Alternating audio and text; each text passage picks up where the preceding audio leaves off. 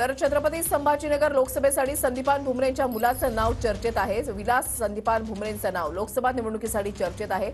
माहितीकडून भागवत कराड, विलास भुमरे, विनोद पाटलांचं नाव चर्चेत आहे।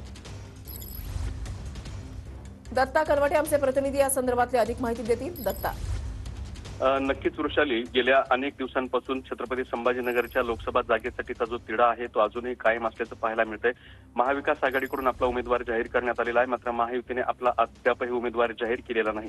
वेगवेगळी नावं चर्चेमध्ये यायला लागलेली आहेत। याच संदर्भामध्ये रात्री वर्षावरती एक महत्वाची बैठक पार पडलेली आहे, ज्या बैठकीला मुख्यमंत्री, उपमुख्यमंत्री संजय शिरसाट आणि उदय सामंत हे सुद्धा उपस्थित होते आणि त्या ठिकाणी या जागेवरून चर्चा सुद्धा झाल्याची माहिती समोर येत आहे। तर दुसऱ्या बाजूला या लोकसभेच्या जागेसाठी संदीपान भुमरे यांचे चिरंजीव विलास भुमरे यांच्या सुद्धा नावाची चर्चा आता होत असल्याची माहिती समोर येते। सुरुवातीला संदीपान भुमरे ही उमेदवारी घ्यावी असं या ठिकाणी पक्षाच्या वतीने ठरवण्यात आलं होतं, मात्र विलास भुमरे यांना ही उमेदवारी देण्यात यावी अशा स्वरूपाचा प्रस्ताव सुद्धा दिला असल्याची माहिती समोर येते आहे।